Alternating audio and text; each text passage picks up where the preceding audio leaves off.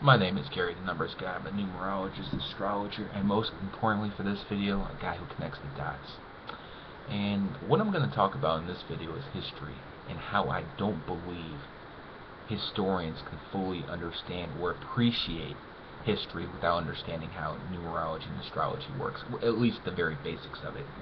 And I'm going to give everyone a few examples, and you guys tell me what you think. I'm sure you will. Let's start like this. When someone's born, they're born with what I call imprinted energy. And just like night and day, there's times where that energy will benefit you, and there's times where that energy will have a negative effect. And that's what we're going to talk about in this video.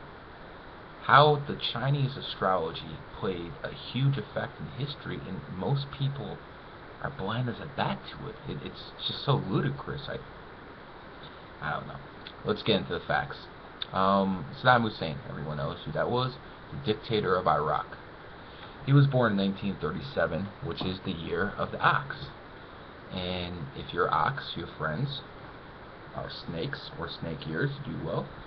Rooster, and in rooster ears, ox do well. And in ox ears themselves, they do pretty well. They do very poorly in goat years. And every sign comes every 12 years. So now let's take a look back at Saddam Hussein, who was born in 1937, the year of the ox.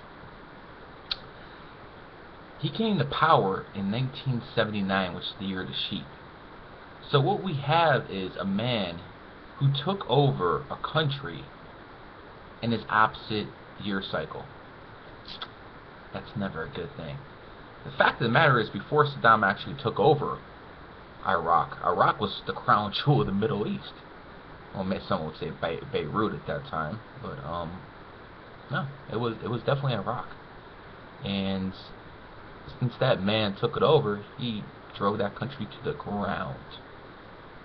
But let's look at what happened to him in goat sheep years. 1979 Iran-Iraq War devastated the country for 8 years. In 1991, the Gulf War. America and its allies went in there and kicked Saddam's ass over Kuwait. So that's 1979, a goat year, Iran-Iraq War. 1991, 12 years later, another goat year. He again has issues. And 2003, the other Bush takes him out. And 2003 is another goat year. So what we have is 1979, 1991, 2003, all goat years. The ox, Saddam, does very poorly.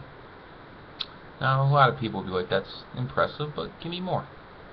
Ask and you shall receive. Adolf Hitler was born in 1989, the year of the ox. And Mr. Hitler, that piece of shit, it came to power in 1933. 1933 happened to be a rooster year. As I explained earlier in the video, roosters and oxes are good friends, and oxes do well in the rooster years. Doesn't matter if they're good or bad people. It is what it is. In 1941, Hitler had pretty much all of Europe dominated. France had fallen. He had Europe. Britain looked defeated. 1941 is the year of the snake. Again, ox's friend. But see, something happened. And what happened was 1943. Everything started going against the Germans. And why? Because Hitler's paper tiger army was going to take a hit. Because he was an ox. In 1943, you guessed it, was the year of the goat. Now, how can historians objectively look at history without understanding this? They can't. They absolutely can't. Let me give you another example of how, if someone becomes the president at the wrong time, it's going to fuck your country up. George Bush, born in the year of the dog, became the president of the United States in the year of the dragon. Dogs and dragons are enemy signs.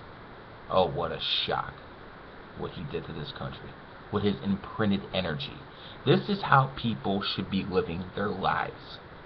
by understanding what works and what doesn't. Not some fairy tales in a 2,000-year-old book.